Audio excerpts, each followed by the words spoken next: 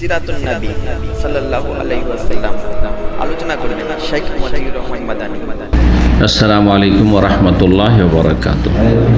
إن الحمد لله نحمده ونستعينه ونستغفره ونعوذ بالله من شرور أنفسنا ومن سيئات أعمالنا.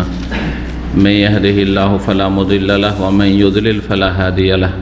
وأشهد أن لا إله إلا الله وحده لا شريك له وأشهد أن محمدا عبده ورسوله صلى الله تعالى عليه وعلى آله وصحبه وسلم تسليما كثيرا.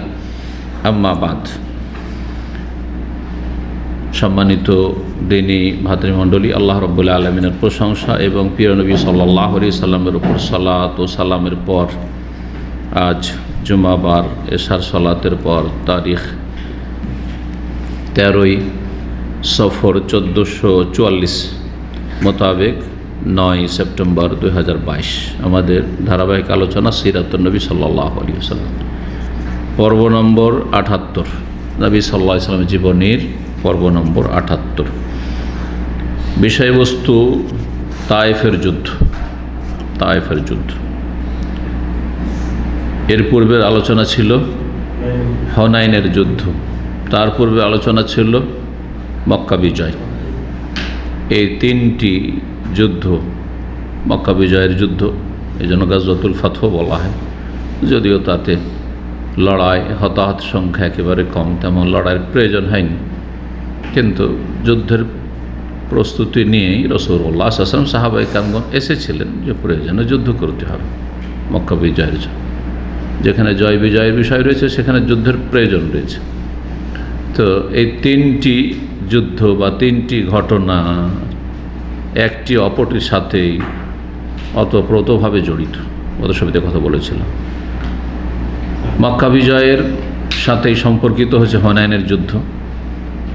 মক্কা বিজয়ের পরে তারা হুঙ্কার দিল, যারা বসবাস করত মক্কা আর তায়েফের মাঝামাঝি বেশ কিছু শক্তিশালী প্রভাবশালী বংশধর, যেমন হাওয়াজেন, সাকিফ, এরা যে আমাদের সাথে মোকাবেলা হলে বোঝা যাবে। তো নবী করিম সাল্লাল্লাহু আলাইহি ওয়াসাল্লাম দেখলেন যে না, এরা ভবিষ্যতে মাথা উঠাতে পারে, সুতরাং এদেরকে নির্মূল করতে হবে।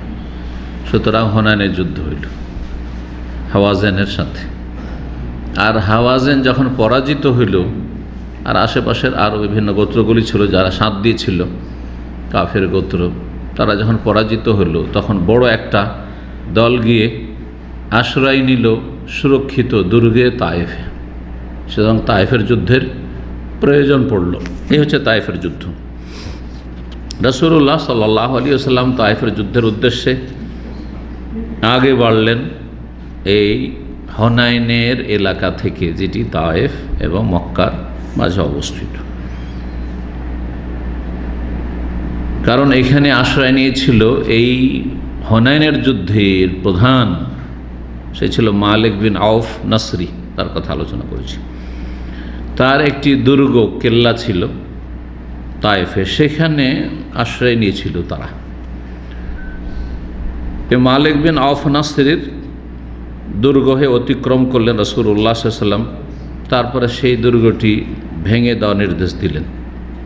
সেটা রাস্তাতে ছিল তায়েফ পৌঁছার পূর্বেই। তারপরে তায়েফে পৌঁছলেন, দেখলেন যে তায়েফে শক্ত যে দুর্গগুলি রয়েছে সেখানে শত্রুরা সুরক্ষিত হয়ে গেছে, যাতে করে তাদের ওপর কোনো রকমের আক্রমণ করা সম্ভব না হয়। এমনভাবে তারা সুরক্ষিত হয়েছে রসদ নিয়ে যে 1 বছরের জন্য যথেষ্ট। কতদিন অবরোধ করে থাকবে, কতদিন যুদ্ধ চালাবে? 1 বছর, আর বের হওয়ার কোনো প্রয়োজন নেই। খাবার দাবার সব কিছু 1 বছরের নিয়ে তারা সুরক্ষিত দুর্গে আশ্রয় নিয়েছে। রাসূলুল্লাহ সাল্লাল্লাহু আলাইহি ওয়াসাল্লাম এই দুর্গের ঘেরাও করলেন, অবরোধ করলেন। মুসলিমগণ, দুশমনরা যে সুরক্ষিত ছিল দুর্গে, তার কাছাকাছি অবস্থান নিলেন, কিন্তু কাফেররা দুর্গের ভিতর থেকে তীরের বর্ষণ শুরু করলো। দুর্গের মধ্যে থাকলে, কেল্লা দেখেছেন, দুর্গ দেখেছেন না দেখেননি? এরা বাংলাদেশে দেখেননি? ঢাকায় কোনো কেল্লা টেল্লা নেই? কেল্লাতে ওপর থেকে তীর আছে না, তীর ছোঁড়ার মতো, ছিদ্র আছে কিন্তু সুরক্ষিত দুর্গ। দুর্গের ফাটক বন্ধ হয়ে গেলে সহজে দুর্গের ভিতরে ভেদ করে প্রবেশ করা অত সহজ সাধ্য নয়। এই তীরের বর্ষণে বেশ কিছু মুসলিমগণ হতাহত হলেন বা আহত হলেন। তখন দেখলেন যে না, এখানে আমাদের ক্ষয়ক্ষতি বেড়ে যাবে, হতাহত সংখ্যা বেড়ে যাবে।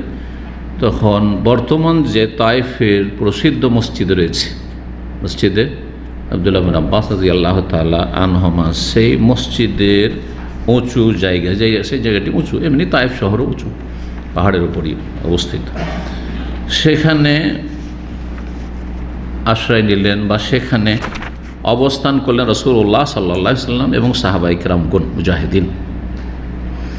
মুসলিমগণ বিভিন্ন রকমের কৌশল অবলম্বন করলেন দুশমনদেরকে দুর্গ থেকে বের হতে বাধ্য করার জন্য, যে যাতে করে তাদেরকে বাধ্য করা যায় তারা বেরিয়ে আসুক। আর বেরিয়ে না আসলে তাদের ওপর আক্রমণ করা সম্ভব নয়, আর ভিতরে ঢোকাও সম্ভব না।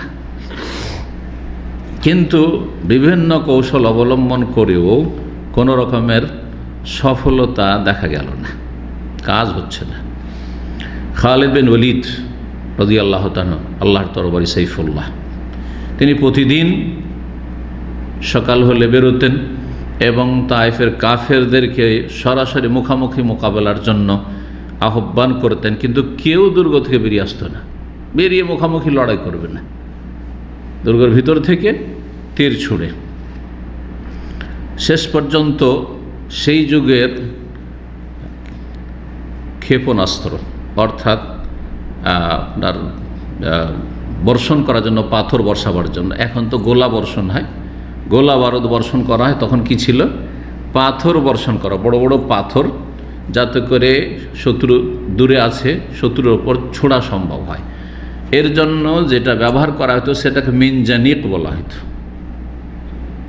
তোপ বলা হয়। তোপ বুঝেন? আজকাল আপনারা সবকে, জুব্বাকে কি করে দিয়েছেন? তোপ বানিয়ে দিয়েছেন। ইন্ডিয়া বাংলাদেশের লোকেরা কি করেছে? আসলে সাকে তা বলে, সুকবাকে তোকবা, আসলে সুকবা সা দিয়েছে, তাই না?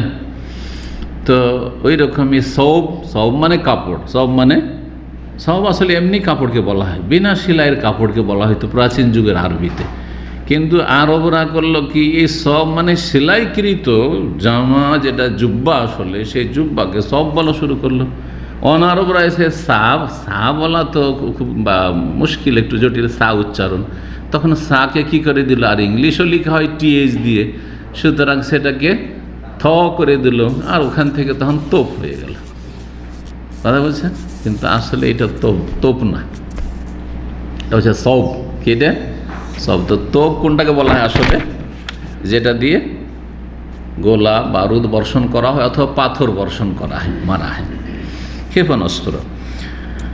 ওই জামানায় সেটাকে মিনজানিক বলা হইতো। এই মিনজানিক শব্দটি ফার্সি শব্দ, আরবদের মাঝে সেই ব্যবহার ছিল, কিন্তু তাতেও কাজ হলো না। পাথর বর্ষণ করেও, পাথর বাহির থেকে বর্ষণ করা হচ্ছে কিসের ওপর?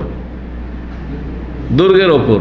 আর দুর্গ এত মজবুত যে দুর্গের দেয়ালের কিছুই হচ্ছে না, পাথর মেরে। একদল মুসলিম বীর যোদ্ধা দুটো মানে তোপ নিয়ে, মানে এমন কিছু যেটা দিয়ে মানুষের ওপর পাথর বর্ষণ করা যায়, যে সেই যুগে সেটা দাব্বাও বলা হয়তো, একটু হয়তো মেনজানিক বড়, যেটা দিয়ে অনেক বেশি পাথর বর্ষণ করা যায়, এগুলো ছোট।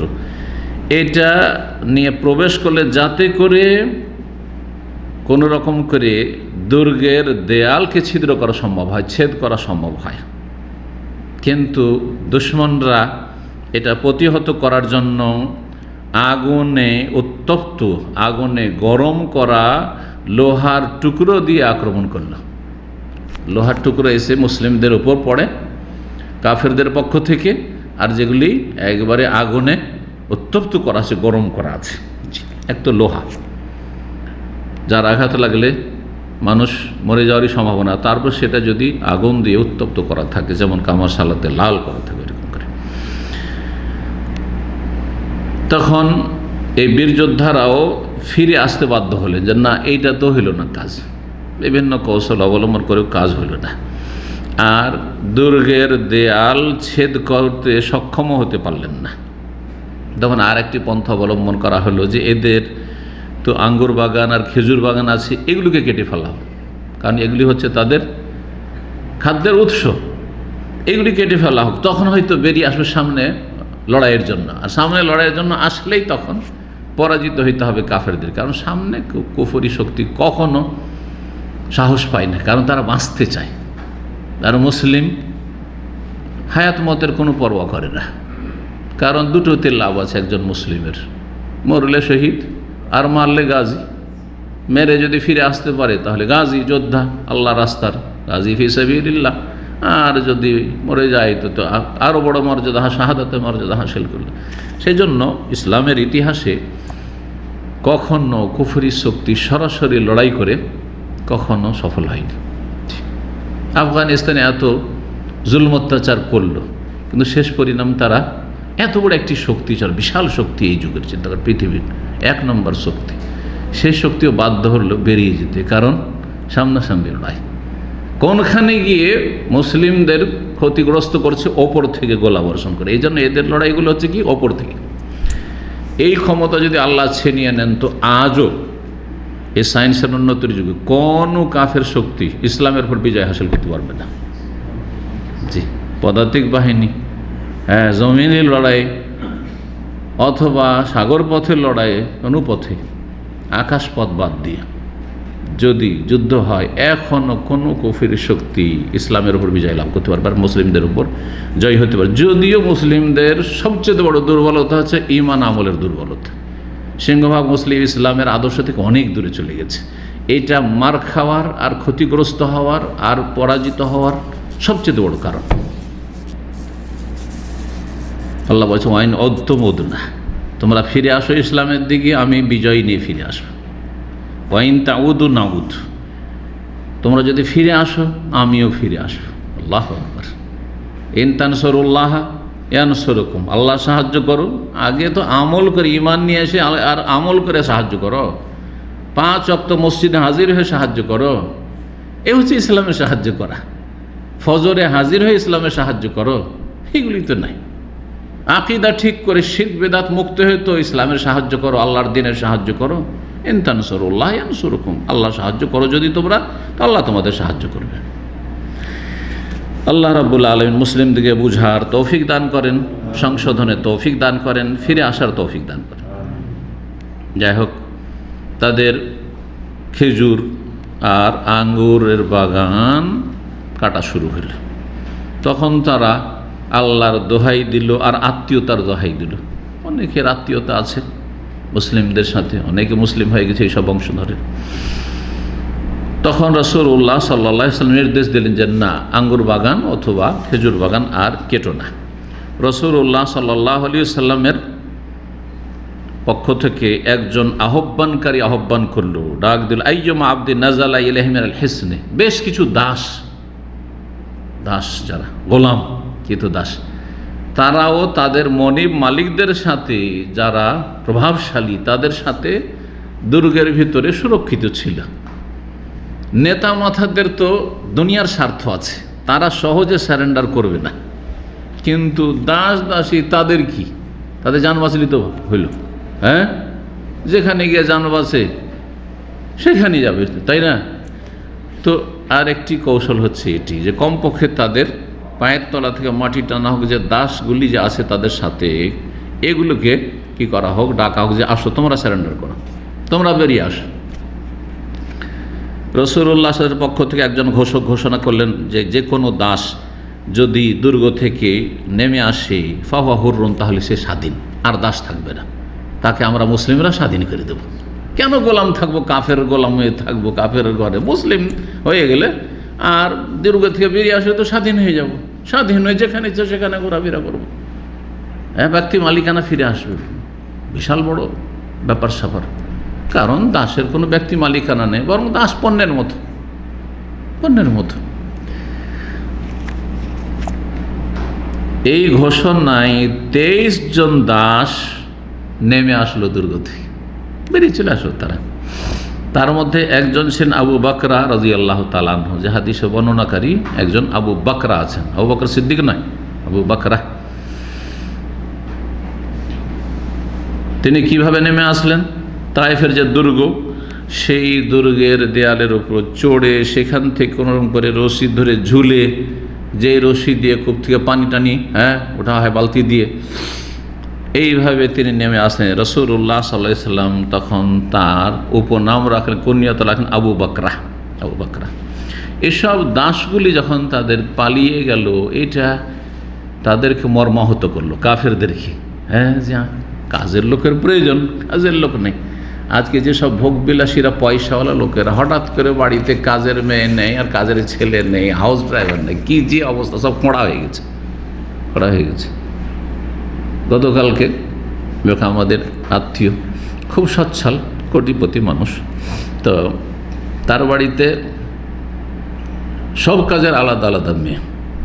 একটা মেয়ে শুধু পাক শাক করে, তো বাড়ির মহিলা কি করে? সবসময় বসে থাকে, যার ফলে 30 বছর বয়স হয়নি, অসুস্থ। তো আমি বললাম যে এই জন্যে অসুস্থ, এই যে বসে বসে শুধু খাওয়া, কোনো কাজ করব না, একটু পাক শাকও করে দেবো না স্বামীকে, ছেলে মেয়েকে, ছেলে মেয়ে আর স্বামী পাক শাকটাও খাবে কাজের মেয়ের, এটা হচ্ছে অসুস্থ হওয়ার মূল কারণ। ভালো করে শোনে না যাদের পরিবার আছে, আর এই আলোচনা মহিলারা শুনে যেদের সংশোধন করবে, যে যত বেশি নড়াচড়া করবে, হরকত করবে, তাতে বরকত আছে। হরকতে বরকত আছে, যেমন আই ইনকামের জন্য যে যত বেশি ছুটাছুটা করবে তার রিজিক আসবে, ঠিক তেমনই শারীরিক বরকত আসবে যে যত বেশি মুভ করবে। হরকত মানে কি করা? মুভ। হরকত করলে বরকত আছে। হাঁটাহাঁটি করেন, দেখেন সুস্থ থাকবেন, অনেক অসুখ ভালো হয়ে যাবে। আর যে হাঁটাহাঁটি করে না, বসে বসে শুধু বসে থাকে, অলস, এখান থেকে নিচে নামবে, তারপরে সিঁড়ি দিয়ে যাবে না, সিঁড়ি দিয়ে যাওয়া ছোটো লোকই হয়ে যাচ্ছে। লিফট আছে, অনেকের মগজে এটা ঢুকে আছে, আর লিফট হয়তো আবার সিঁড়িতে কেন? অথচ আমি 5 তলার উপরে এখন আছি, নাম্বার 3 হইল, এটা কিন্তু 5 তলা, তাই না? তো 5 তলার উপরে আমি নামার সময় প্রায় দেখবেন, ও খেয়াল করে যে আমি নামাটা অন্তত কি করি, সিঁড়ি দিয়ে নামি। ওঠা 2 তলা পর্যন্ত এমনি সিঁড়ি দিয়ে উঠে, 2 তলার জন্য কখনও লিফট ইউজ করি না। কিন্তু আমার সাথে অনেক সঙ্গীরা আছে 1 তলা শুধু, ওই গ্রাউন্ড ফ্লোর থেকে এমএ উঠে, জি থেকে এমএ উঠে দেখছি যে লিফটে নেমে গেল এমএ। তো আমি বললাম, কী কাজে তুমি লিফটে? আমি বলে ফেলি, তুমি কী কাজে তুমি লিফটে উঠলে? এত অলস হলে কাজ হবে? অসুস্থ হয়ে পড়বে। তো আল্লাহ বোঝার তৌফিক দান করুন। কি বলছিলাম, এই তায়েফের কাফেরদের এইরকমের দুর্দশা, যে হাই কি হলো, সব দাস বেরিয়ে চলে গেল, তো কাজকর্মগুলি কে সামলাবে, খেদমত কে করবে? বড় কঠিন হয়ে পড়লো তাদের জন্য। দীর্ঘ সময় ধরে এই অবরোধ চলতে থাকলো, ঘেরাও করে আছেন সাহাবায়ে কেরামগণ রাসূলুল্লাহ সাল্লাল্লাহু আলাইহি ওয়াসাল্লামের সাথে, কিন্তু কোনো ফল হচ্ছে না। এই অবরোধ কতদিন চলেছিল, এই বিষয়ে যারা নবী সাল্লাল্লাহু আলাইহি ওয়াসাল্লামের জীবনী রচনা করেছেন, সিরাতের বিশেষজ্ঞ, তাদের বিভিন্ন মত রয়েছে। একটি মত হচ্ছে যে সেটা 20 দিন ছিল, আর একটি মত হচ্ছে 1 মাস ছিল, আর একটি মত হচ্ছে 40 দিন ছিল। 40 দিন অথবা 1 মাস একটি দুর্গ অবরোধ করে আছেন, কিন্তু কোনো রকমে দুর্গ থেকে তাদেরকে বের করা যাচ্ছে না, বা দুর্গ এর দেয়াল ছেদ করে অথবা ফাটক ভেঙে ভিতরে প্রবেশ করা সম্ভব হচ্ছে না। আল্লাহু আকবার। রাসূলুল্লাহ সাল্লাল্লাহু আলাইহি ওয়াসাল্লাম একজন সাহাবী নওফাল বিন মাওয়িয়া দাইলি, তার সাথে পরামর্শ করলেন যে কী করা যায় তাহলে।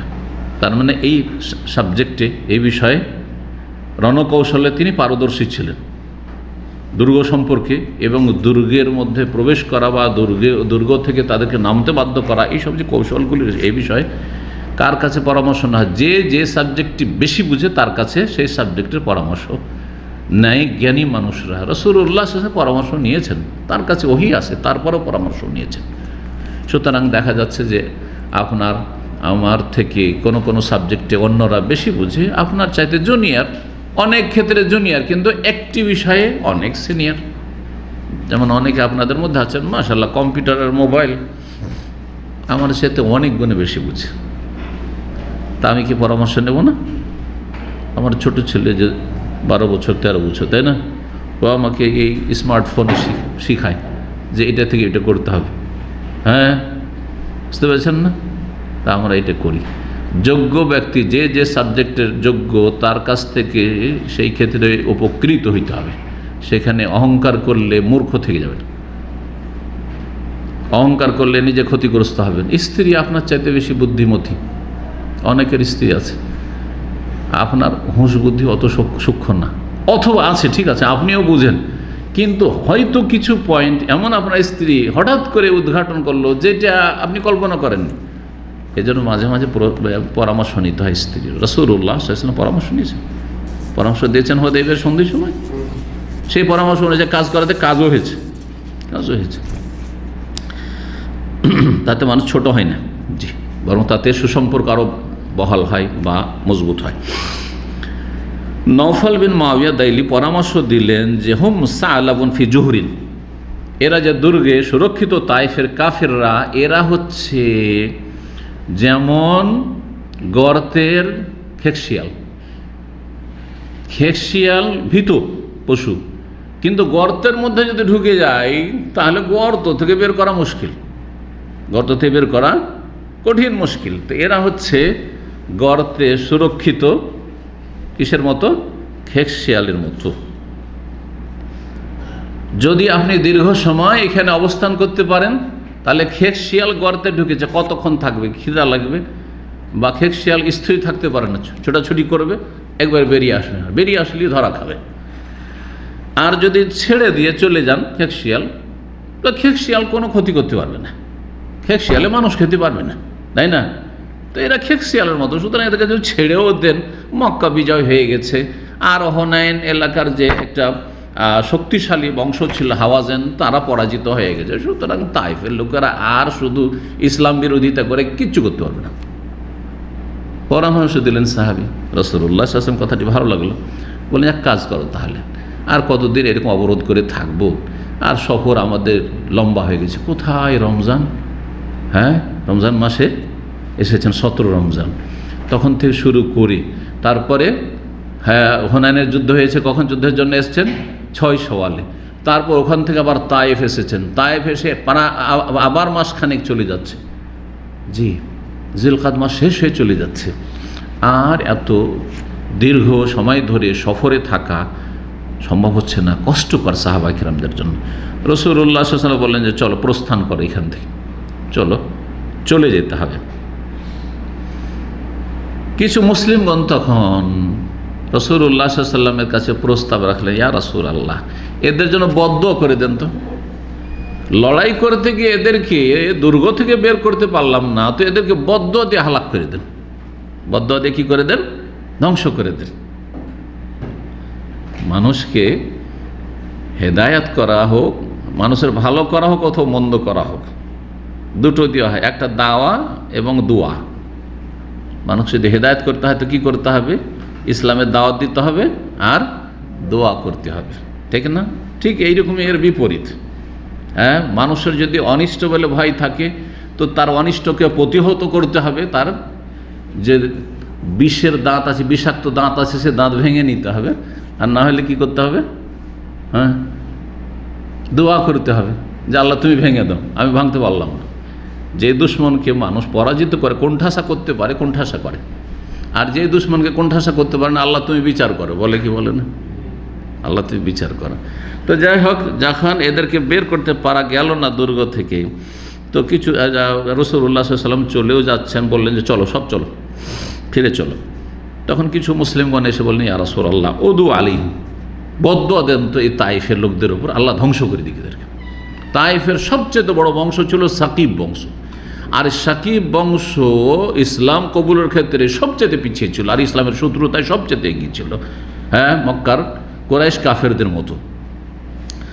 আর এই সাকিব গোত্র থেকে হচ্ছে হাজ্জাজ বিন ইউসুফ জালেম বাসরার সেই কুখ্যাত গভর্নর, যার কথা আজকে বুখারীর আলোচনাতে বলছিলাম জুমার পরে। জি, নবী সাল্লাল্লাহু আলাইহি ওয়াসাল্লাম একটি ভবিষ্যৎবাণী রয়েছে, ইয়াকুন ফি সাকিফিন কাযাবুন ওয়া মুবিরুন, যদি হাদিস কেউ দুর্বল বলেছেন, কিন্তু একটি ভবিষ্যৎবাণী, এমন একটা সময় আসবে যে সাকিব বংশে একজন মিথ্যাবাদী পয়দা হবে আর একজন মবির ধ্বংসাত্মক কুখ্যাত পয়দা হবে। মানুষকে ধ্বংস করবে একজন, আর একজন দিন ইসলামকে ধ্বংস করবে। সুবহানাল্লাহ। একজন মানুষের খুনি হবে আর একজন ইসলামের খুনি হবে, ইসলামকে খুন করবে।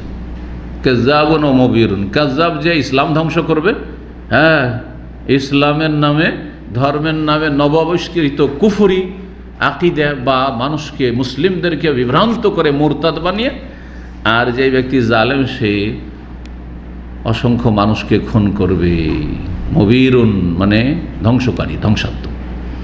এই দুজনকে একজন মিথ্যুক নবী, নবুয়তের দাবি করেছিল, মুখতার বিন আবু ওবায়দ সাকাফি, সাকিব বংশের।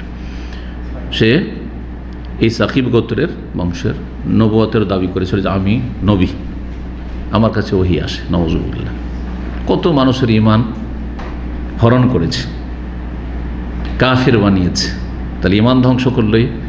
আর আরেকজন বলছিলাম যে মানুষকে ধরে ধরে যাদেরকে মেরেছে তার সামনে নিয়ে যে জাল্লাদকে দিয়ে, তাদের সংখ্যা 1,20,000-এর বেশি। কত লোককে সে খুন করেছে, খুনি।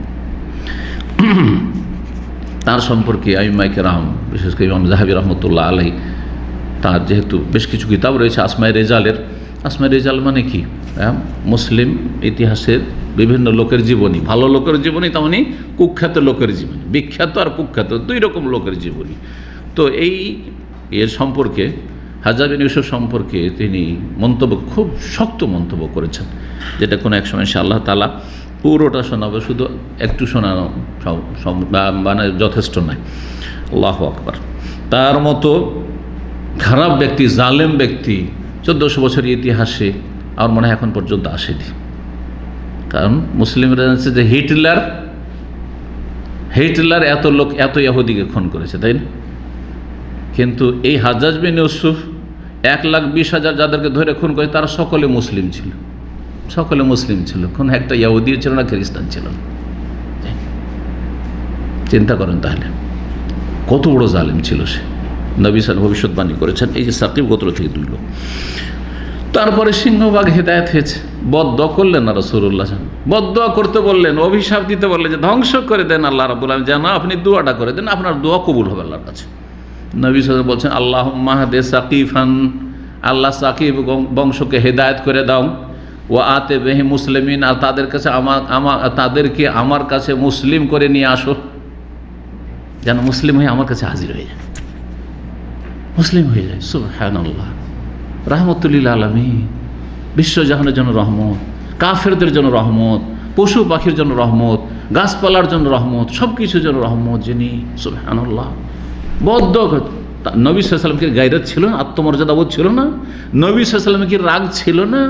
নবী সাল্লাল্লাহু আলাইহি ওয়াসাল্লামের দ্বীনের জন্য প্রতিশোধ নিতে হবে এই মন মেজাজ কি ছিল না? অবশ্যই ছিল।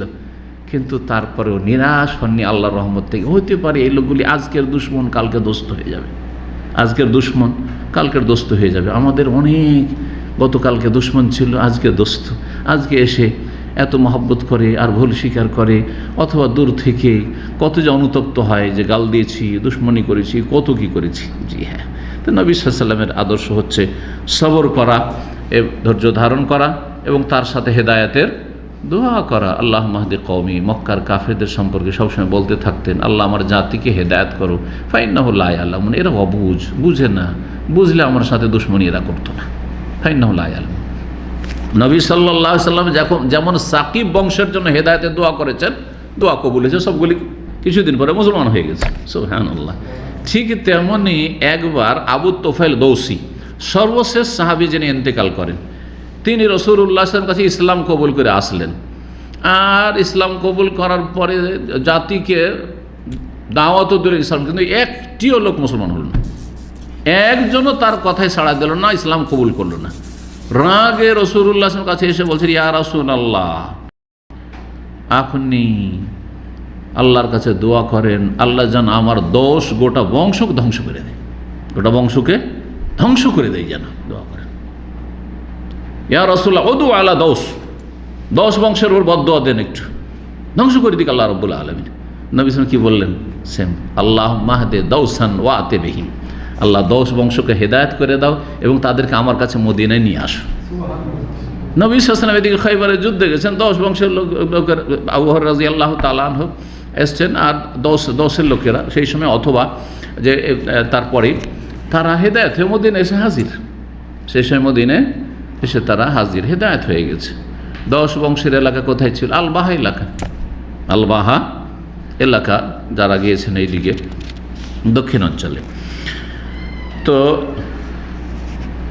এই কথাগুলি যেটা শেষখানে বয়ান করলাম, যে 10 সাকিব বংশ 10 বংশ সম্পর্কে, যেটা সহিহ বুখারীতে হাদিস, 10 বংশের জন্য বদদোয়া করতে বলেছেন আবু তুফাইল রাদিয়াল্লাহু তাআলা। নবী সাল্লাল্লাহু আলাইহি ওয়াসাল্লাম নেক দোয়া করেছেন, হেদায়েত হয়ে গেছে তারা।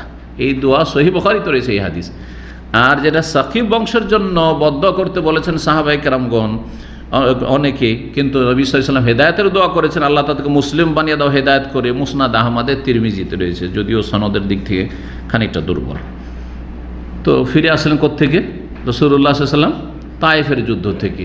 হুনাইনের যুদ্ধে বিজয় লাভ করেছিলেন, আর গনিমতের সম্পদ কেমন পেয়েছিলেন মনে আছে? হ্যাঁ, প্রচুর পরিমাণে গনিমতের সম্পদ পেয়েছিলেন। গত আলোচনাতে করেছি, সেটা আর ফিরাচ্ছি না। এখন গনিমতের ধন সম্পদ কিন্তু এখন পর্যন্ত বন্টন হয়নি। ওই দিকে গনিমত জমা হয়ে আছে জেরা নামক স্থানে, আর এই দিকে তায়েফের যুদ্ধের প্রয়োজন হয়েছে, কারণ এই দুশমনগুলিকে তায়েফ আশ্রয় নিয়েছে। এই জন্য তায়েফের যুদ্ধে চলে যেতে হয়েছে। রাসূলুল্লাহ তায়েফ থেকে জেরানা নামক স্থানে ফিরে আসলেন, আর সেখানে এসে প্রায় 13 থেকে নিয়ে 15-16 দিন এইরকম আর কি, বিজআত আশারা, 10-এর বেশি দিন এখানে অবস্থান করলেন। কিসের জন্য? অপেক্ষা করছেন যে এখনও গনিমত ভাগ করব না, হতে পারে হাওয়াজেনের লোকেরা, কার অনেক তাদের নারীরা শিশুরা বন্দী হয়ে এসেছে, চায় না যেগুলো ভাগ করে দিই, এগুলো দাসদাসীতে পরিণত হয়ে যাবে, আর কেউ ফিরিয়ে দেবে না।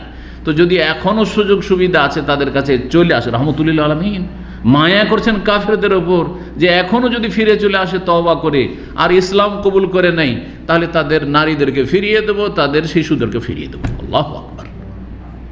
জি, কোথায় পাবেন পৃথিবীতে মানব জাতির ইতিহাসে এইরকম নাই পরায়ণ শাসক?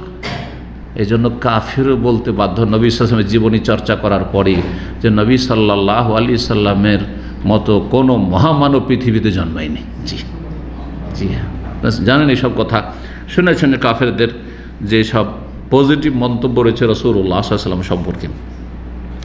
অপেক্ষা করছেন 10 দিনের বেশি, মানে 14 দিন 15 দিন হয়ে যাচ্ছে। বিজআ বলা হয় 3 থেকে নিয়ে 9 পর্যন্ত, তার মানে 13 থেকে নিয়ে 19 দিন পর্যন্ত এই সময়টা এমনি বসে আছেন জেরানাতে, অপেক্ষা করছে দেখি যদি হাওয়াজানের লোকেরা চলে আসে, ইসলাম কবুল করে, তো তাদের নারী শিশুদেরকে বন্দিগুলোকে সব ছেড়ে দেবো, বেকসুর খালাস সবকে ছাড়িয়ে দেবো। যেগুলো গনিমতে হাসিল হয়েছে হালাল হয়ে গেছে, তারপর অপেক্ষা করছে। হালাল হয়ে গেছে যোদ্ধাদের জন্য, বন্টন করে দিলেই হইল। বন্টন করার আগ পর্যন্ত হালাল নয়, কারণ বন্টন করার মালিক হচ্ছেন কে? যিনি শাসক, যিনি মালিক। এই উদ্দেশ্যে গনিমতের ধন সম্পদ ভাগ বন্টন করছে না, চাইছেন যে হতে পারে হাওয়াজেনের লোকেরা তওবা করে চলে আসবে, আর তওবা করে চলে আসলে তাদের নারী শিশু না ধন সম্পদ, যে অঢেল ধন সম্পদ, সেই উট আর ছাগল সবগুলি ফিরিয়ে দেব। কিন্তু কেউ আসলো না এতদিন অপেক্ষার পরে। তখন গনিমতের ধন সম্পদে যে আল্লাহর বিধান রয়েছে, খমস 5 ভাগের 1 ভাগ বের করে নিতে হবে, যেটা আল্লাহর জন্য এবং রাসূল সাল্লাল্লাহু আলাইহি ওয়াসাল্লামের জন্য। রাসূলুল্লাহ সাল্লাল্লাহু আলাইহি ওয়াসাল্লাম 5 ভাগের 1 ভাগ যেখানে ইচ্ছা খরচ করবেন, সেটা যেখানে প্রয়োজন, ফি মাসালিহিল মুসলিমিন, মুসলিমদের জনকল্যাণমূলক কাজে। নিজের আত্মীয় স্বজনরা আছে, তার আলেবাই, তারপর যেহেতু আলেবাই নবী সাল্লাল্লাহু বংশধরের জন্য যাকাত সাদকা খাওয়া জায়েজ নয়, তারপরে রাসূলুল্লাহ সাল্লাল্লাহু আলাইহি ওয়াসাল্লামের প্রয়োজন হলে করবেন, তারপর বেশি সব কিছু প্রায় ফিরিয়েই দিতেন, যেমন এক হাদিস আসছে এই ক্ষেত্রে। 5 ভাগের 1 ভাগ খমস বের করিলেন। ওয়ালামু আন্নামা গানিমতুম মিন শাইইন ফাআন্না লিল্লাহি খুমুসাহু ওয়া লির-রাসূলি ওয়া লিযিল কুরবা ওয়াল ইয়াতামা, এইভাবে যে 10ম পারার প্রথম আয়াত, জি সূরা আনফালের গনিমতের ধন সম্পদের বিধান। তো এই 5 ভাগের 1 ভাগ বের করে নিলেন। যেই 5 ভাগের তার 1 ভাগ কি করলেন? ওয়া আতাহলি ওনাসেন যফাইল ইসলাম, যেহেতু এটার মালিক আল্লাহ এবং তার রাসূল সাল্লাল্লাহু আল্লাহ মালিক এবং রাসূলুল্লাহ সাল্লাল্লাহু সেটা বন্টন করার মালিক। এই সম্পদগুলি কি করলেন? যারা দুর্বল ইমানের মুসলিম, নিউ মুসলিম হয়েছে কিন্তু এখনও ইমান দুর্বল হয়ে আছে, কুফরের উপর হাড়হাড্ডি পেকে গেছে, মক্কার নিউ মুসলিম সব, কখন যদি দেখে যে ব্যাপার সবার খারাপ মুসলিমদের, তখনই উল্টে যাওয়ার ভয় আছে। ওদের অন্তরকে আকৃষ্ট করার জন্য তাদেরকে দিয়ে দিন এগুলো। জি, আর কিছু এমন লোককে দিলেন যারা এখনও মুসলিম হয়নি কিন্তু ইসলামের কাছাকাছি, একটু নুন খেলে গুন গেয়ে ইসলাম গ্রহণ করবে। তাহলে বোঝা যাচ্ছে যে এইরকম ক্ষেত্রগুলিতে মুআল্লাফাতুল কুলুব, যেটা জাকাতের একটা খাত, আর আরেকটি হচ্ছে গনিমতের ধন সম্পদ বা মুসলিম শাসকের যেটা উচিত যে যারা নিউ মুসলিম তাদের দিয়ে খেয়াল রাখবে, আর যারা ইসলামের কাছাকাছি, হ্যাঁ, নমনীয়, বিনয়ী, ইসলামের কথা শুনতে চায়, পড়তে চায়, তাদেরকে আকৃষ্ট করার জন্য দেওয়া। নবী সাল্লাল্লাহু আলাইহি ওয়াসাল্লাম তাদেরকে দিলেন যাতে করে তাদের অন্তরে ইসলামের ভালোবাসা জন্মে। আবু সুফিয়ান নিউ মুসলিম, এ তো মক্কা বিজয়ের সময় ইসলাম গ্রহণ করেছে, তাও কত দেখছে যে নিরুপায়। তখন আব্বাস রাদিয়াল্লাহু তাআলা আনহুর প্রচেষ্টা, আর এখনও কালেমা পড় না হলে তোর জান যাবে, আর বাঁচবি না। আবু সুফিয়ান মক্কার সেই জাদরের নেতা রাদিয়াল্লাহু তাআলা আনহু, তাকে চাঁদির 40 উকিয়া দিলেন। 40 উকিয়া, আর 22 উকিয়া মিনাল ফিদ্দা। এক উকিয়াতে কত হয়? 40 দিরহাম। তো 40 দিয়ে গুনতে তো 4 4 16 কত? হ্যাঁ, 1600। মাশাআল্লাহ, আমি ওই যে 4 4 16 করে দিলাম, তো 1600 হয়ে গেল। তা এটা হচ্ছে অঙ্ক।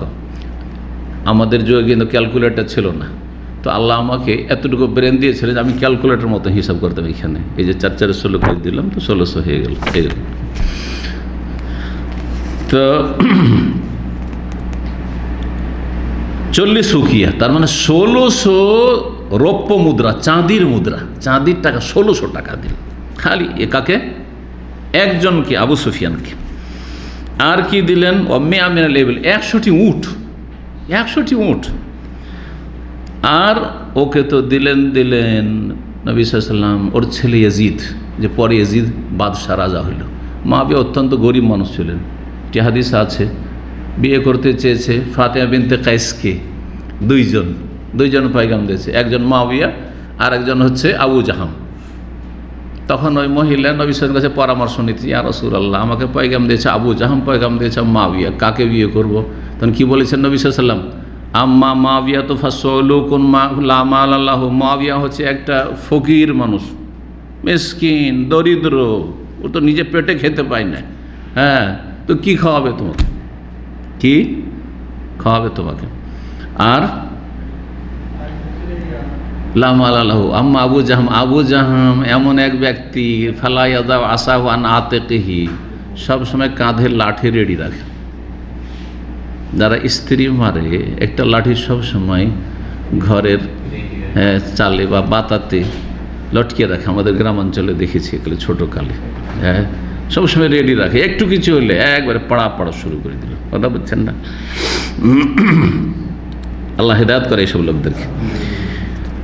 তো মুআবিয়া রাদিয়াল্লাহু আনহু চলে গেছে, কিন্তু আসলে এখানে আবু সুফিয়ানের কথা চলছে, তাই না? আবু সুফিয়ানের এক ছেলের নাম ইয়াজিদ ছিল, ইয়াজিদ বিন আবি সুফিয়ান, আর এক ছেলের নাম মুআবিয়া বিন আবি সুফিয়ান। তাহলে এই ইয়াজিদ বিন আবি সুফিয়ান হচ্ছে মুআবিয়ার ভাই, মুআবিয়া রাদিয়াল্লাহু তাআলা আনহু ভাই। আর এক ইয়াজিদ হচ্ছে কে? মুআবিয়ার ছেলে ইয়াজিদ, তার চাচা ভাতিজার নাম হচ্ছে ইয়াজিদ। হ্যাঁ জি, যেখানে ওই ইয়াজিদে চলে গেছিলাম না, এই সেই শাসক ইয়াজিদ নয়, এ হচ্ছে আবু সুফিয়ানের ছেলে ইয়াজিদ, কিন্তু বনু উমাইয়ার। আবু সুফিয়ান হচ্ছে বনু উমাইয়া বংশের, জি, প্রথম মুসলিম। তো ইয়াজিদ কেউ ওই রকমই, মানে ওকেও 1600 বেটা, তার ছেলেকে, আবু সুফিয়ানের ছেলেকে কত? 1600 রৌপ্য মুদ্রা, চাঁদির টাকা, আর 100টি উট। সুম্মাল ইবনে মুআবিয়া আল আখির, আর এক ছেলে মুআবিয়া, এই মুআবিয়া রাদিয়াল্লাহু তাআলা আনহু, ওকেও ওই রকম। তাহলে 3 কত হয়ে যায়? 3 16 48, হ্যাঁ, 4800 যদি রূপার টাকা হয় কত হয় চিন্তা করেন আজকালকার হিসাব লাগালে। জি, আর 300 একই ঘরে চলে আসলো, 3 বাব্বাটা মিলে 300 উট চলে আসলো, 300 উট চলে আসলো। আল্লাহু আকবার। নবী সাল্লাল্লাহু আলাইহি সাল্লামের কাছে ওহী আসে, জানছেন যে এই লোকগুলোকে নুন না খাওয়াইলে, সুযোগ পেলেই ইসলামের বিরুদ্ধে চলে যেতে পারে, খাওয়া এদেরকে বেশি করে খাওয়া। কথা বুঝতে পারছেন না? আমাদের পুরাতন ভাইদেরকে যদি মাঝে মাঝে খাবার কমেও যায় আর খেতে নাও দিয়ে বলছে আপনারা খাবেন না, কিন্তু কোনো অসুবিধা নেই, এরা আসতে থাকবে। কিন্তু নতুন এসছে, শুনেছে ভালো বিরিয়ানি পাওয়া যায়। কারণ এক সময় যারা আমাদের ইসলামী সেন্টার দুশ্মন, সে তবলিগি দুশ্মন হোক, আর বেরলবি দুশ্মন হোক, আর জামাতি দুশ্মন, সবগুলি কিন্তু এই সেন্টারের নাম রেখেছিল বিরিয়ানি সেন্টার। আপনারা জানেন কি না? 99-এ প্রথম এসেছি, 2001 সালে, তখন কি বলতো বিরিয়ানি সেন্টার, কারণ জামাত ইসলামীকে ভাগাইতে হবে ইসলামী সেন্টার থেকে, সুতরাং এটাকে বিরিয়ানি সেন্টার। অন্যরাও বিরিয়ানি সেন্টার বলতো, ও বিরিয়ানি খেতে যাবি। আর যখনই এ কথা শুনলো, লজ্জা আর আসবে না, আরে কি বলবে লোক, বিরিয়ানি খেতে যাচ্ছে হয়তো, যাতে করে না আসে। কত বড় শয়তানি কিন্তু, চিন্তা করেছেন? অসৎ উদ্দেশ্য, হক থেকে দূরে রাখা। আর তবলিগি ভাইয়েরা আর যতগুলি আর তরিকতলারা, পীর মুরিদিরা, এরা বলতো এটা তো জামাত ইসলামী সেন্টার। কয়েক বছর এইটাই প্রভাবটা চালিয়েছে বিদার্থীরা। হ্যাঁ, আওয়ামী লীগকে বলতো এটা যে জামাতি সেন্টার, তোরা আওয়ামী লীগ কেন যাবি? এইটা বুঝাইতে 2-4-5 বছর লেগেছে, যেটা হচ্ছে সালাফি সেন্টার, এটাও জামাতি সেন্টারও না আর তবলিগি সেন্টারও না। কথা বোঝা গেছে? এটা হচ্ছে আহলুল হাদিস সালাফিদের সেন্টার, যদিও সাংগঠনিক আহলে হাদিস নয়, হ্যাঁ বিনা সাংগঠনিক, কিন্তু সারা বিশ্বের সমস্ত আহলে হাদিসকে এক করতে চায়, সেই সেন্টার এটা বুঝাইতেই কয়েক বছর লেগেছে। কথা বলছে, যখন আস্থা হয়েছে আওয়ামী লীগের, তারপরে ওই যারা একটু তবলিগ ঘাসা দেওবন্দি, এরা সুফি, এরা দেখছে না রে এটা তো জামাত অফিস নয়, তখন একটু করে আসতে শুরু করেছে। আর এদেরই অন্তর জয় করার জন্য তখন নবী সাল্লাল্লাহু আলাইহি ওয়াসাল্লাম উট দিয়েছেন আর টাকা দিয়েছেন। আমরা তখন প্রথম দিকে 5টা দার্সে আসলে একটা কোরআন দেব, মারিফুল কোরআন। তখন আমাদের কাছে মারিফুল কোরআন হাজার হাজার কপি ছিল, রোম ভর্তি ছিল কার্টুনে। কতগুলি করব কি, বেশ কিছু ভুল আছে। তো আমাদের ডাইরেক্টর বললেন যে কোনো একটা কৌশল করে দেওয়া যাক, আর ওতে একটু দাওয়াতি মানে টার্গেট যেন থাকে। তো আমি 5টি জায়গায় কারেকশন করলাম, বড় বড় ভুল। পীর মুরিদি জায়েজ শরীয়তে, মানে আধ্যাত্মিক উন্নতির জন্য পীর ধরতে হবে, মানে পীরের মুরিদ হইতে হবে, এইটা একটা জায়গায় একটা স্টিকার লাগাইলাম। আর একটা জায়গায় আল্লাহ নিঃসন্দেহে নিরাকার, সূরা 3-এর তফসিরে ওইটা লাগাইলাম। সূরা ফাতিহার তফসিরে ওসিলা ধরে আল্লাহর কাছে দোয়া করতে হবে, ওইটার উপর একটা স্টিকার লাগাইলাম। তাহলে ওসিলা হইলো, আর পীর ধরা হইলো, আর কি হলো, আল্লাহ নিরাকার হইলো। এই 3টি গুমরাহি। 4 নম্বর গুমরাহি হচ্ছে সেটা হচ্ছে আপনার তাবিজ। সূরা ইউসুফের তাফসিরে তাবিজ জায়েজ, তাবিজ যদি কোরআন হাদিস দিয়ে হয় তাহলে জায়েজ। এই 4টা। আর একটা কী জায়গা আছে সেখানে লাগালাম। তো এই 5টি জায়গা কারেকশন করলাম, অথচ 200-র মতো ভুল আছে, কিন্তু প্রায় এই ভুলগুলো আর এই ধরনের বেশ কিছু ভুল। তো 5টা জায়গা মনে করলাম যে এই 5টা জায়গা আমার নজরে আছে। গোটা কোরআনে তফসির পড়া তো আমার সম্ভব না, যেটুকু তাড়াতাড়িতে পড়েছি এই ভুলগুলো দেখছি, সুতরাং এর স্টিকার লাগিয়ে 5 সপ্তাহ আসো। সপ্তাহে একটা দার্স, তখন 2টো দার্স হইতো, কিন্তু একটাতে আসলেই হয়, মঙ্গলবার বিষয়ভিত্তিক আলোচনাতে আসলে হয়। 5টায় আসো, একটা কোরআন। কত লোক যে এসেছে, আর যখন 5টার জায়গায় 3টে এসেছে আর ফিরে যায়নি। আলহামদুলিল্লাহ আর ফিরে যায়নি। প্রথম এসেছিল কিসের জন্য? এই যে নিউ মুসলিমগুলির মতো। প্রথম এরা কিন্তু জেহাদে এসছে গনিমতের ধন সম্পদ নেওয়ার জন্য, কিন্তু আসার পরে এদের অন্তর মজবুত হয়েছে ইসলামের ওপর। ঠিক ওই রকমই প্রথমে এসেছিল ওই একটা কোরআন, মারিফুল কোরআন নেব, মহিউদ্দিন খান সাহেবের তরজমা যাতে ভুলে ভরা, আর নিয়ে গিয়ে টান দেবো আর ফিরে আসবো না।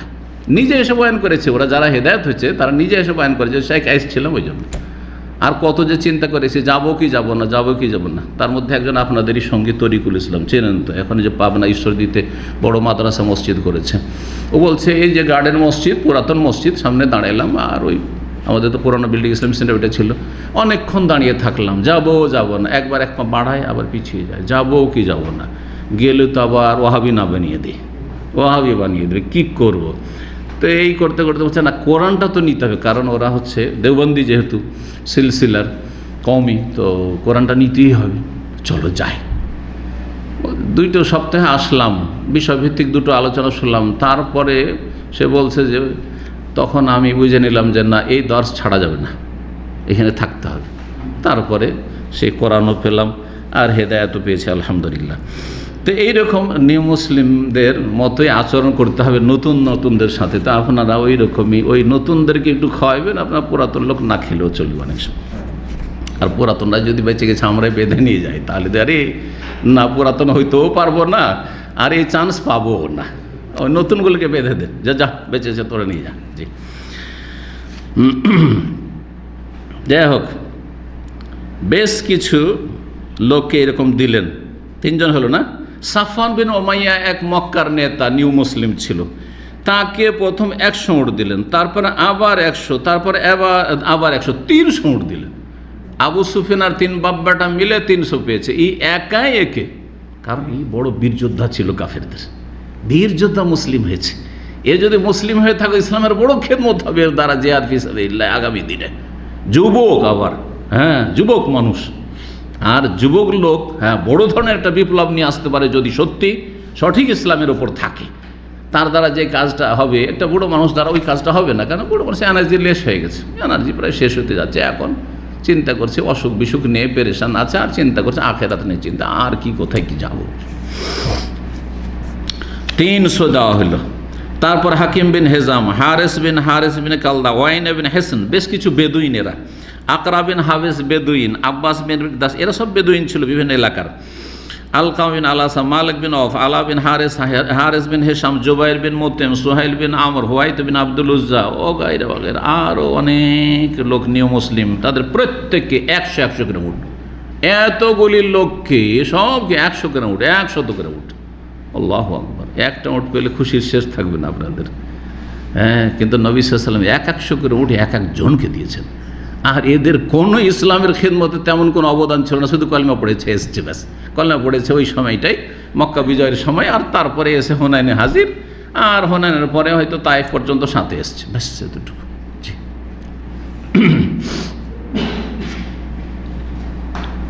তারপরে শুরু করলে 100 দেওয়া হলো, অন্যদেরকে 50 করে দেওয়া শুরু করলেন। এক দলকে 50 করে দিলেন, তারপরে শুরু করে 40, এক দলকে 40 দিলেন। এখন আজকাল যদি দেওয়া শুরু হয় তাহলে কি মন্তব্য করবেন শেখ সম্পর্কে? শেখেরও বিচার নেই, হ্যাঁ ঠিক না? জি, আর আপনাদের বলতেও তার পয়সা লাগে না, খুব এলেমও শিখে, আবার নোংরা ভাষাও বলে শেখ সম্পর্কে। সব খবর আমাদের কাছে আছে, কথা বুঝতে পারছেন না? সব খবর আসে আমাদের কাছে। আল্লাহ হেদায়েত দান করুন।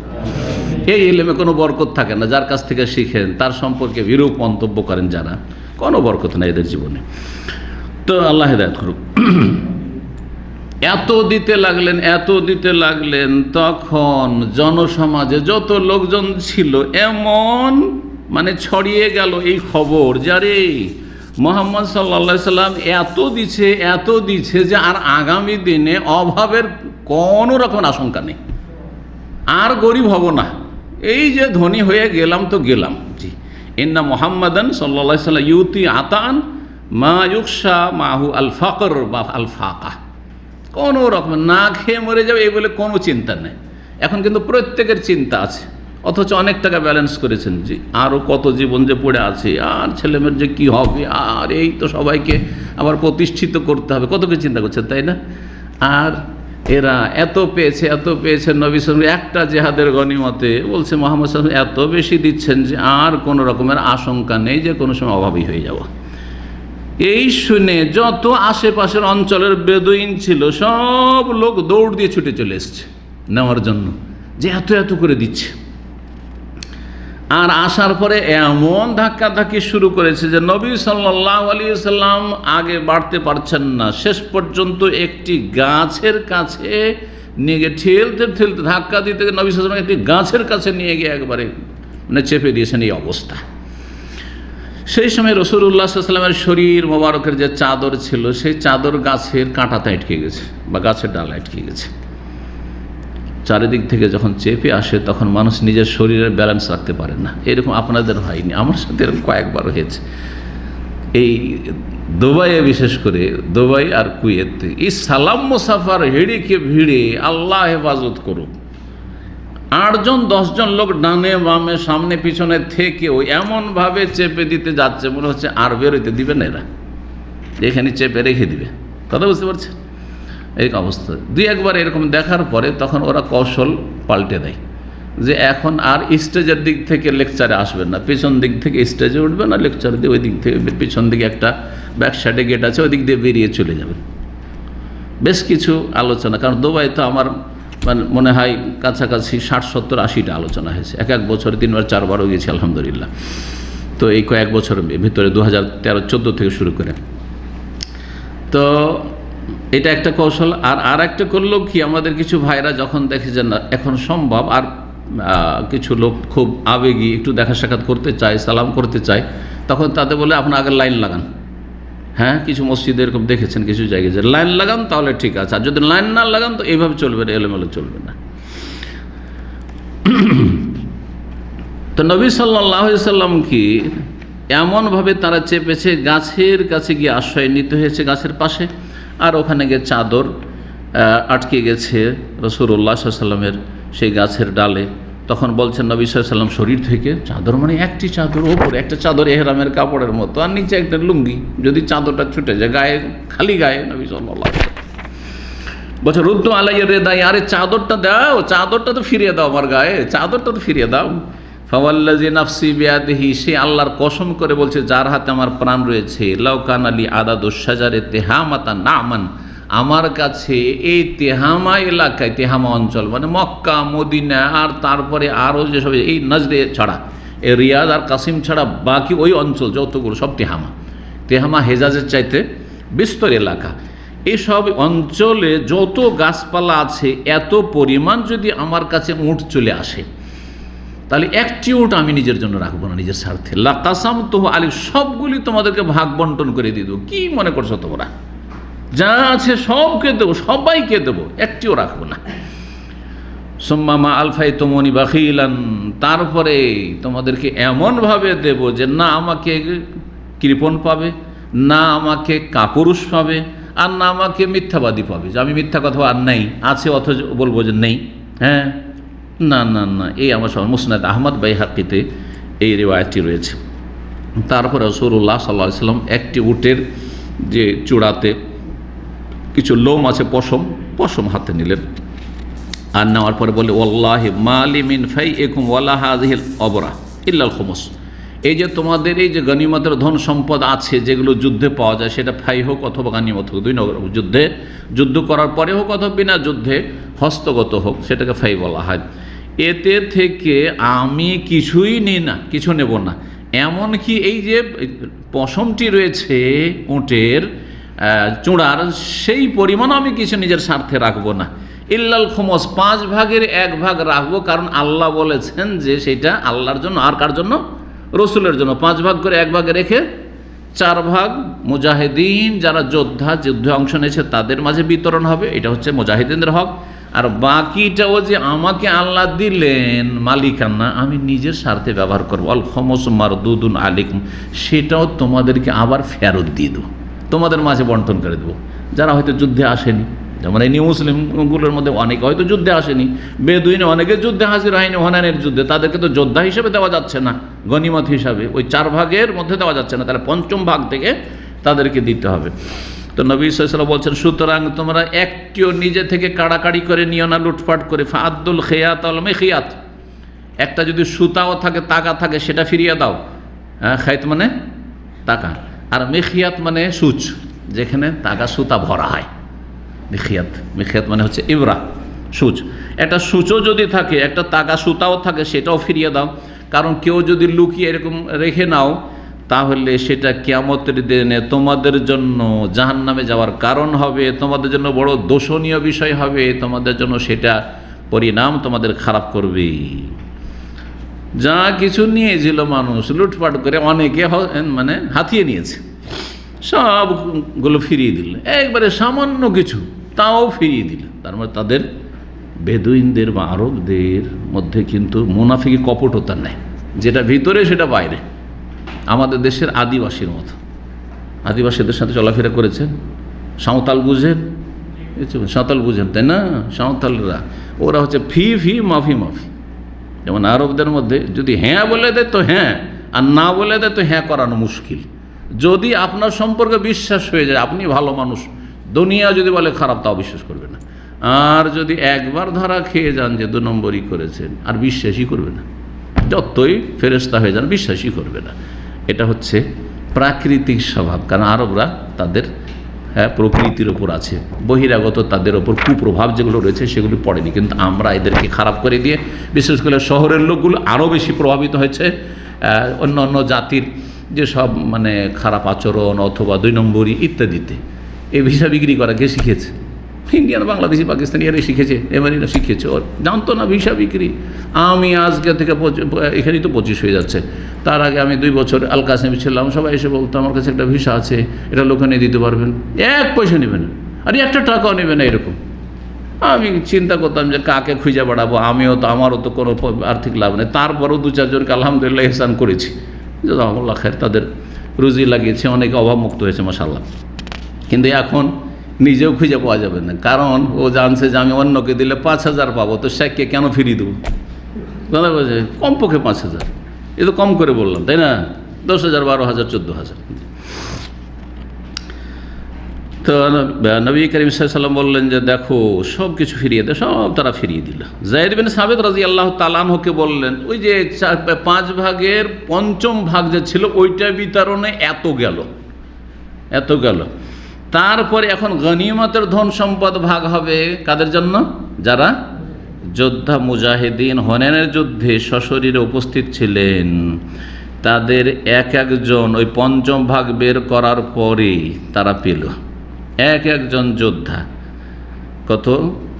1.5টা করে উট, মানে ভাগে পড়ছে যোদ্ধাদের সংখ্যা কত ছিল? হ্যাঁ, 12,000 ছিল। মক্কা বিজয়ের সময় 10 নিয়ে এসেছিলেন, আর 2000 বেড়েছিল 12,000 লোকের মাঝে ভাগ করে এক একজন 1.5টা করে উট পাচ্ছে, আর 2.5টা করে ছাগল পাচ্ছে, 10টি করে দিরহাম পাচ্ছে, আর যে বন্দিগুলো দাসী রয়েছে এদের 3 ভাগের 1 ভাগ করে পাচ্ছে। ভাগ তো 3 ভাগের 1 ভাগ করে পাচ্ছে। এখন কি করবে? কেটে নেবে এগুলো? হ্যাঁ, তাহলে কি করতে হবে? কেউ উঠ নাও, হ্যাঁ, কয়েকজন মিলে একটা উট নিয়ে নাও, আর কেউ বকরি ছাগল নাও, আর কেউ কি করো, যারা উট আর বকরি নেবে না তারা ওই দাসী নিয়ে নাও, এইভাবে বন্দি নিয়ে নাও। এইভাবে করলেন। তো বলছেন যে প্রত্যেককে 10 দিরহাম, তাহলে প্রত্যেকের কত হয়েছিল? দিরহাম 10 বলেছি। 10 দিরহাম করে দেওয়ার পরে হয় তাদের জন্য 4টি করে আর বাতমিয়াল এবেলে ফাকাত, হয় 4টা করে উট পাবে, আর না হলে 40টা করে ছাগল পাবে, আর না হলে বন্দি নিলে বন্দির 2/3 অংশ পাবে। এইভাবে যাই হোক নবী সাল্লাল্লাহু আলাইহি ওয়াসাল্লাম যায়েদ বিন সাবিত রাদিয়াল্লাহু তাআলা আনহুকে ভাগ করতে বললেন, ভাগ করে দিলেন। ভাগ করে দেওয়া হইল মুজাহিদিনদেরকে, আর যারা নিউ মুসলিম ছিল তাদেরকে অঢেল ধন সম্পদ দেওয়া হইল। যা শুনলেন, আনসারীদেরকে কিছুই দেওয়া হলো না। আনসারী যারা মদিনার আওস আর খাজরাজ, তাদেরকে কিছুই দেওয়া হইল না। স্বাভাবিক মানুষ তো, তাদের মধ্যে কিছু কিছু লোক একটু মনোকষ্ট নিলেন যে আমরা এত কোরবানি দিলাম, শুরু থেকে শেষ পর্যন্ত আমরা কোরবানি দিয়ে আসছি, আর সবচেয়ে বেশি ধন সম্পদ গনিমত পাওয়া গেছে হুনাইনের যুদ্ধে, আর আমরাকে কিছুই দেওয়া হলো না, মানে অতিরিক্ত কিছু দেওয়া হলো না। যারা মুজাহিদ হিসাবে যে ভাগটা পেয়েছে ওইটুকু হয়তো। তো আনসারীরা অনেকে অবাক হলেন। রাসূলুল্লাহ সাল্লাল্লাহু আলাইহি ওয়াসাল্লাম যারা মুআল্লাফাতুল কুলুব, নিউ মুসলিম অথবা এখন মুসলিম হবে, হয়তো হয়নি এখন, এদেরকে এত বেশি দিলেন, কিন্তু আনসারীদেরকে তো এই যে 5ম ভাগ থেকে কিছুই দিলেন না। তখন কেউ কেউ বললেন যে এটা আশ্চর্য বিষয়, নবী সাল্লাল্লাহু আলাইহি ওয়াসাল্লাম কুরাইশদেরকে দিচ্ছেন, নিজের বংশের লোকদেরকে আমাদেরকে দিচ্ছে না। তো নবী সাল্লাল্লাহু আলাইহি ওয়াসাল্লাম সম্পর্কেও কেউ আবেগী কিছু লোক বিরূপ মন্তব্য করেছে, হতে পারে। সুতরাং আমার সম্পর্কে, ভালো মানুষ সম্পর্কে, আপনাদের সম্পর্কে, ভালো মানুষ আপনাদের মধ্যে যারা, কেউ খারাপ মন্তব্য করবেন না এমনটা ভাববেন না, কারণ অনেকে বুঝে ওঠে না বিষয়টা, হয়তো উপলব্ধি করে না, বুঝলে হয়তো এরকমটা করতো না।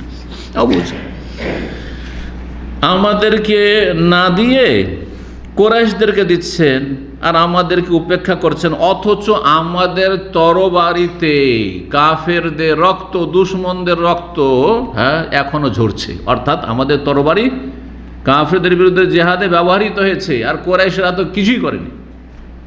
এই তো মক্কা বিজয় হলো, ইসলাম গ্রহণ করলো, আর সব নিয়ে চলে গেল ধন সম্পদ। স্বাভাবিক একটু লাগছে বিষয়টি কেন। এই কথা সাদ বিন ওবাদা যে আনসারীদের প্রধান ছিলেন, সর্দার ছিলেন, তার কাছে পৌঁছিল। তাদেরকে রাসূলুল্লাহ সাল্লাল্লাহু আলাইহি ওয়াসাল্লাম একত্রিত করলেন, জানতে পারলেন, একত্রিত করলেন।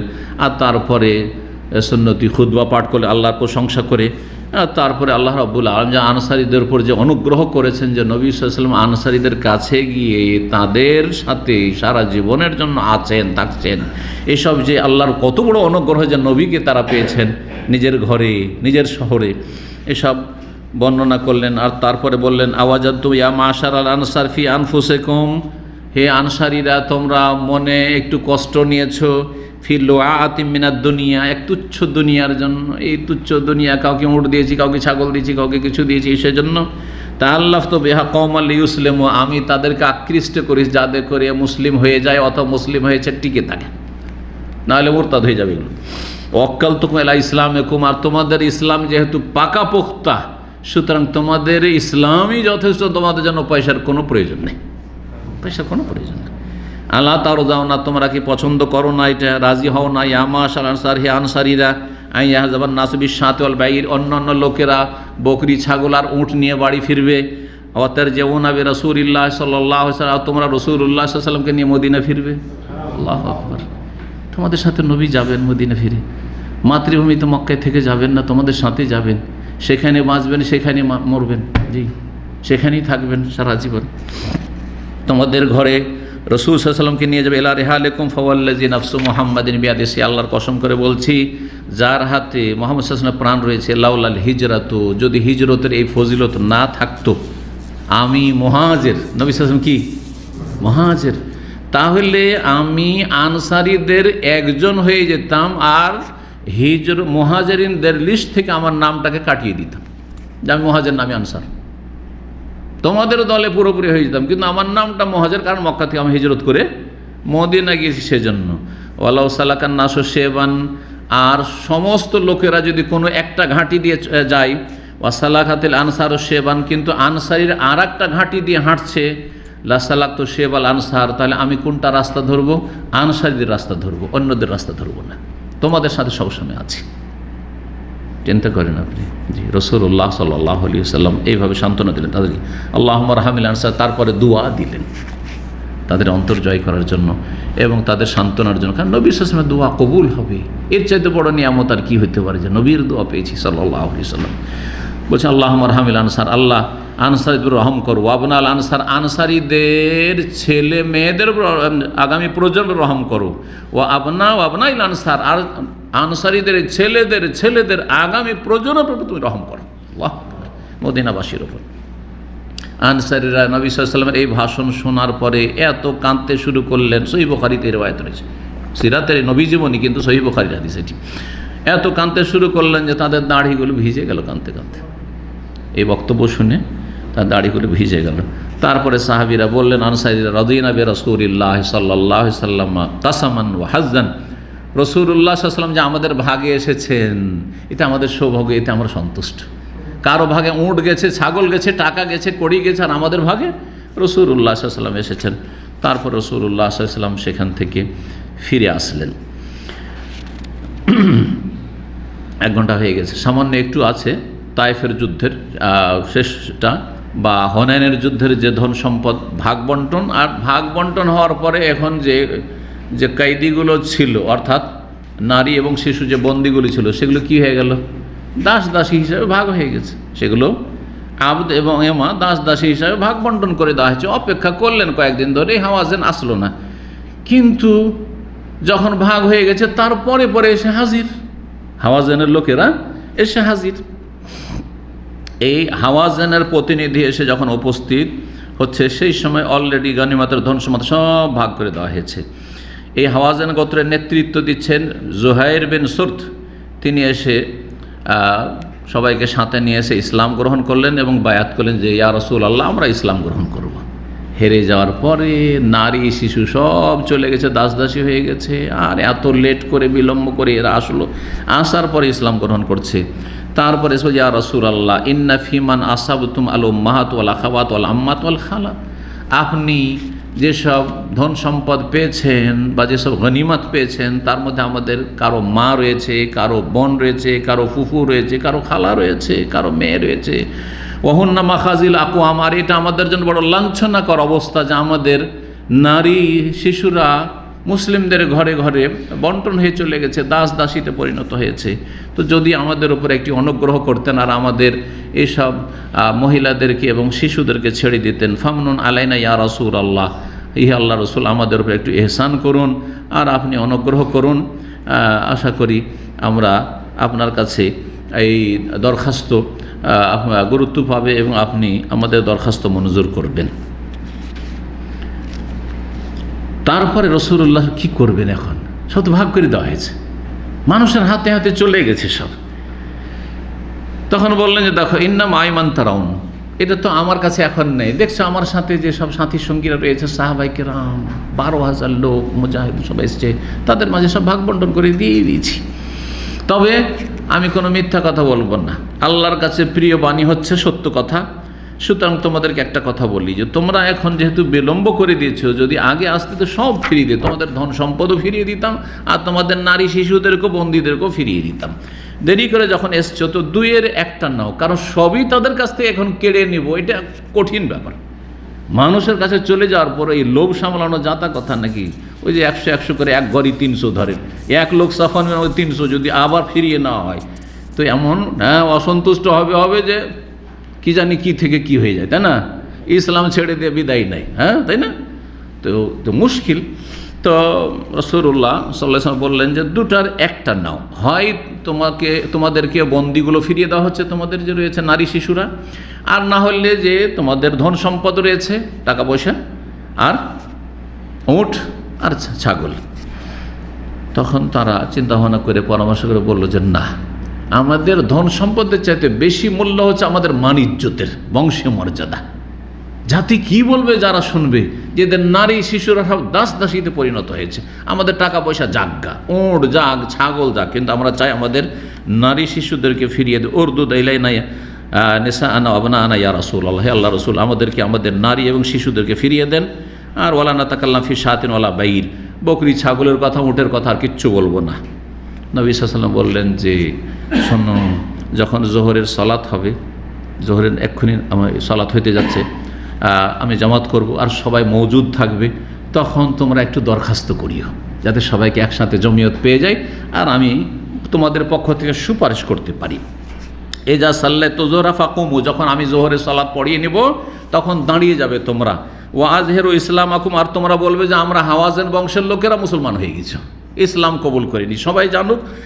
আর তোমরা তো বলবে যে নাহনু ইখওয়ানুকুম ফিদ্দিন, আমরা এখন আপনাদের দ্বীনি ভাই হয়ে গেছি, আপনাদের দ্বীনি ভাই হয়ে গেছি। সুতরাং আমাদের নারী শিশুগুলি যদি আল্লাহর ওয়াস্তে ফিরিয়ে দেন তাহলে ভালো হয়। সুম্মা কুলু, তারপরে বলবে ইন্না নাস্তাশফিউ বিরাসূলিল্লাহি সাল্লাল্লাহু আলাইহি ওয়াল মুসলিমিন, আমরা রাসূলুল্লাহ সাল্লাল্লাহু আলাইহি সাল্লামকে আপনাদের জন্য আপনাদের সামনে সুপারিশকারী হিসাবে পেশ করছি। মানে এই ক্ষেত্রে নবী সাল্লাল্লাহু আলাইহি ওয়াসাল্লামের সুপারিশ আপনারা কবুল করুন, দরখাস্ত আমরা দরখাস্ত করছি। আর নবী সাল্লাল্লাহু আলাইহি ওয়াসাল্লামের সুপারিশ আল্লাহর ওয়াস্তে কি করেন, আমাদের নারী শিশুদেরকে ফিরিয়ে দেন।